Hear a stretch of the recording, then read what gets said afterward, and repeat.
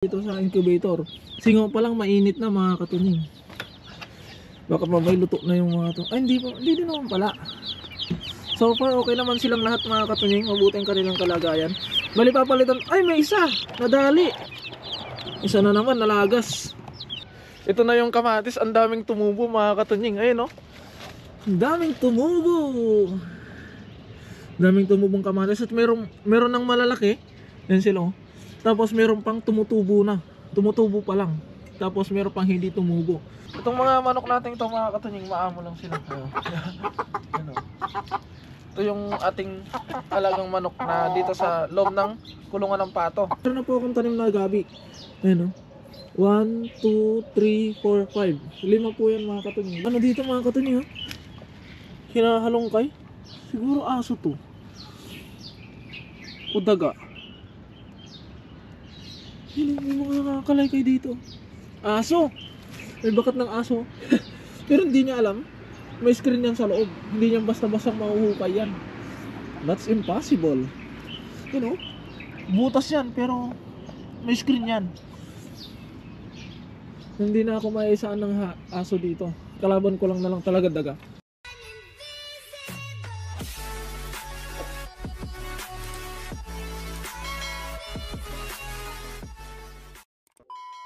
So what is up mga katunying, another day, another vlog. At syempre welcome back sa ating YouTube channel.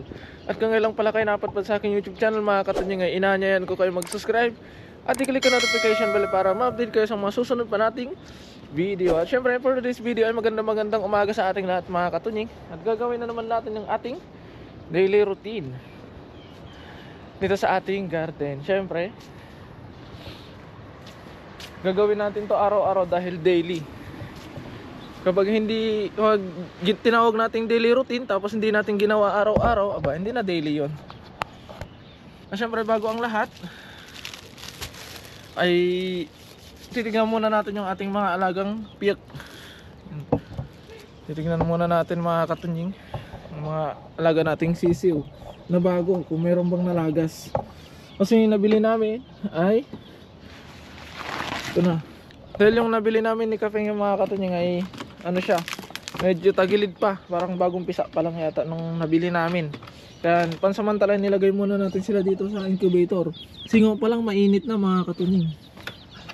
Baka mamay luto na yung mga to. Ay hindi din naman pala. So far okay naman silang lahat mga katunying. Mabuti ang kanilang kalagayan. Bali papalitan. Ay may isa! Nadali! Isa na naman nalagas. Yan. Wala tayong magagawa dyan mga katunying. Kahit anong gawin natin, kung malalagas talaga, wala tayong magagawa. Itatabi natin.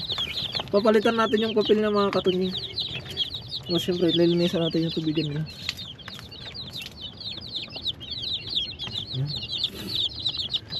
Malito sila mga katunying, maliliit.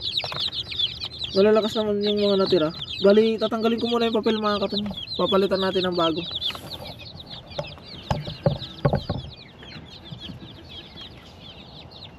Yan na mga katunying, napalitan na natin ng malinis. Tapos babalik natin yung tubig nila dun sa gilid para hindi sila ano.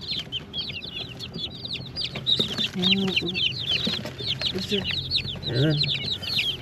Naglalagay pala ako ng pagkain nila mga katunying dito na lang sa lapag dahil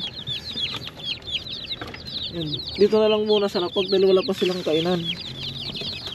Yung kainan nila na ginawa ko ay hindi pwede sa kanila gawa ng medyo matataas yun.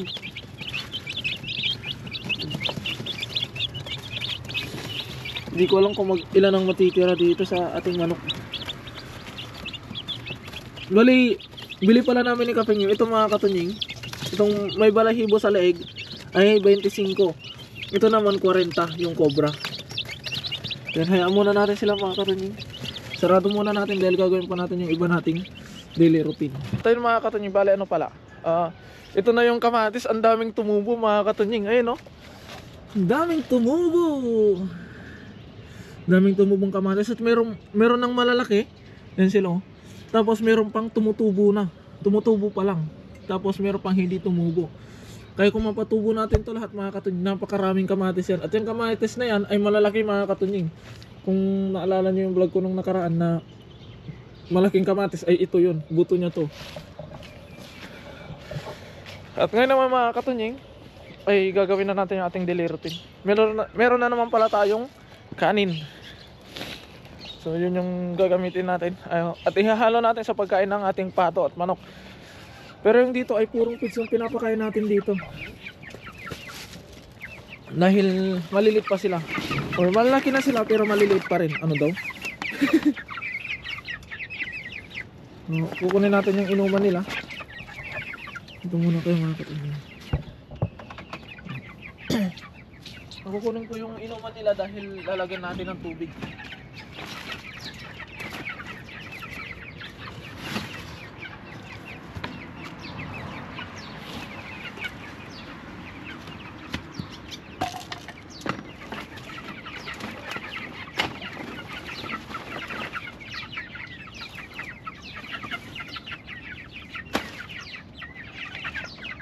Meron pa pala. Bawasan lang natin ang ano.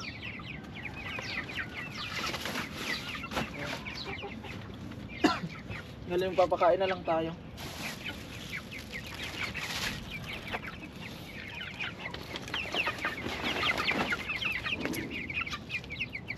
Bali umulan pala dito kagabi mga katunying. Hindi na mamalayan.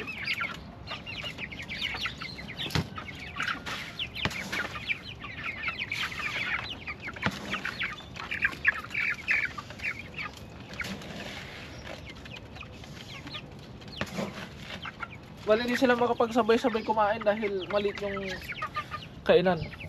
Ayun, may mga hindi makakain. Pero mamaya mga katunying, pag busog naman na tong ibang din nandito, ay atras naman na sila. Hihiga na lang sila dyan. Tapos susunod naman yung mga gutom. Lalakas silang kumain mga katunying. Kasi yung doon mga katunying ay malalaki na sila, hindi na sila mababansot. Itong nandito ay maliliit pa lang. Although malalaki na sila pero maliit pa rin sila mga katunying. Bukas siguro mga katunying, kung may oras tayo ay mag-harvest tayo ng sibuyas. Lagyan natin ng mais.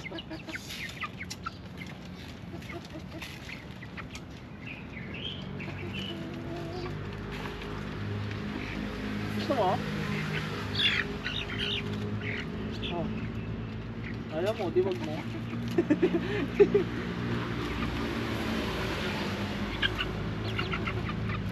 Pasok na natin dun sa loob ito mga katunying. Pasok. Linisan muna natin to. Sayag! Cut!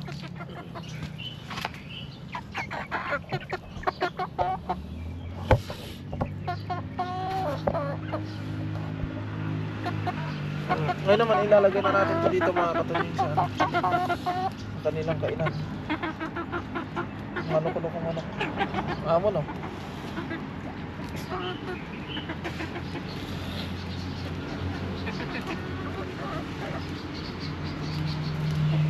Pagkatapos natin tong ano yun mga katunying, pagkatapos natin ipakain to, ilagay dito sa kanilang kainan, ay magche-check tayo ng ating kulungan kung meron na naman bang nabutas. Itong mga manok natin ito mga katunying, maamo lang sila. Ano? Ito yung ating alagang manok na dito sa loob ng kulungan ng pato. Bali, ito pala mga katunying ay 2 buwan na yata. Sagad na yata yung laki niya mga katunying. Bali 5 to, inulam na namin yung 2. Ano? Grabe. Ganito lang siyang tinitignan mga katunying, ganyan lang siya. Pero pag hinawakan nyo, bilog na bilog yung katawan ng manok, ng mga manok na to. Pare-pares lang sila. Oh, ba't ano? Hindi ko lang alam kung may mga babae dito sa manok na to o puro lalaki or ewan. Hindi ko lang sure mga katunying. Yung tindig pa lang ay aray! Naluto, maano yung katawan na ito. Kaso maatap. Yung mga pasaway. Hoy, mga pasaway. Ano? Sino? Ang tutulin. Parang may turbo. Uy.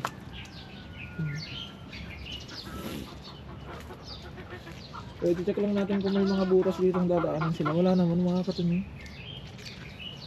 Kasi ito na yung inano natin. Yung screen. Ngayon naman mga katunying, mag-iikot tayo dito sa ano. Bali ito palang ginawa naming kanal mga katunying, ay meron akong tanim dito na gabi. Yun mga katunying, kasi may nag-comment doon sa ano natin, isa sa mga viewers natin ay nag-comment na taniman ko daw ng gabi yung ginawa naming kanal. Pero mga katunying, meron na po akong tanim na gabi. Ayun o. 1, 2, 3, 4, 5. 5 po yan mga katunying. Bali, 8 pala yan. Hanggang doon to. Dati. Kaso, namatay yung 3. Natira na lang ito. Kaya, yung ginawa namin, yung project kasi namin kanal, mula doon, hanggang doon mga katunying. Hanggang doon o. Hanggang doon. Sa dulo doon. Para lahat ng tubig doon sa taas ay bababa, papunta doon. Kaso nga lang, ang nilinisan lang namin, hanggang dito kasi may gabi na dito mga katunying. At yung gabi natin ay hanggang dito.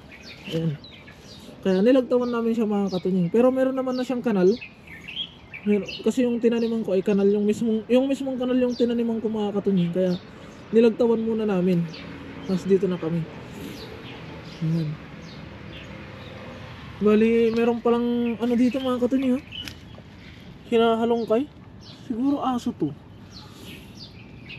O daga. May mga nakakalaykay dito. Aso!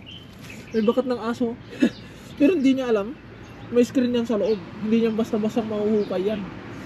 That's impossible. You know? Butas yan pero may screen yan. Hindi na ako maiisaan ng aso dito. Kalaban ko lang na lang talaga daga. Kaya ako nilagyan ng ganyan. Pitasin lang natin bago tayo pumasok. Para meron tayong sasawag sa itlog. Oo. Pasensya na yung pagpasensya nyo na yung kamay ko may putik dahil nagdamo tayo mga katunying. Dapat nahulog yung plastic. Saan yung ano? Lagayan.